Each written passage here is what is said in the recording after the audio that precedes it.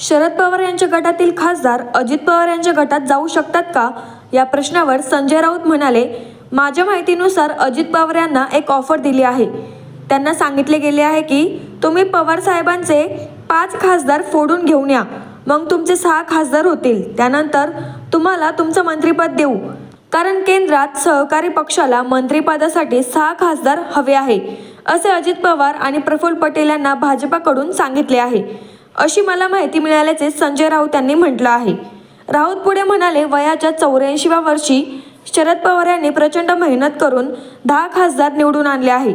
आता ते खासदार फोडण्याचा प्रयत्न होत आहे, त्यामुळे फुटणाऱ्यास लाज वाटली पाहिजे। मी जर पक्ष सोडून जाण्याचे पाप केले असते तर माझ्यात बाळासाहेब ठाकरे किंवा उद्धव ठाकरे यांच्या नजरेस नजर भिडवण्याची हिंमत झाली नसती। मला वाटलं असतं मी पाप केलं आहे, माझं मन मलाच खाल्लं असतं, परंतु या लोकांनी लाज सोडली आहे। अजित पवारांबरोबर जाणं आणि भाजपबरोबर जाणं एकच आहे।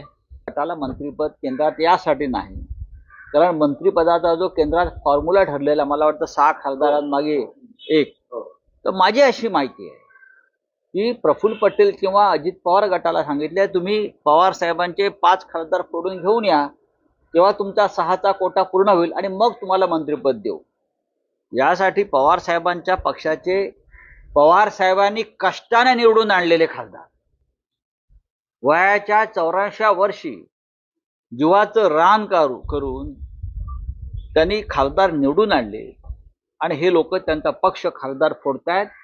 फुटणाऱ्याला लाज वाटली पाहिजे, कोणी असते, फुटणाऱ्याला शरम वाटली पाहिजे। मी जसं काल म्हणालो, दिल्लीमध्ये पवार साहेबांच्या मला विचारला प्रश्न, मी जर हे पाप केलं असतं, पक्ष सोडून जाण्याचं, गद्दारी करण्याचं शिवसेनेमध्ये, तर माझ्यामध्ये हिंमत नसती बाळासाहेब ठाकरेंच्या नजरेला नजर भिडवण्याची किंवा उद्धवजींच्या नजरेला नजर भिडवण्याची।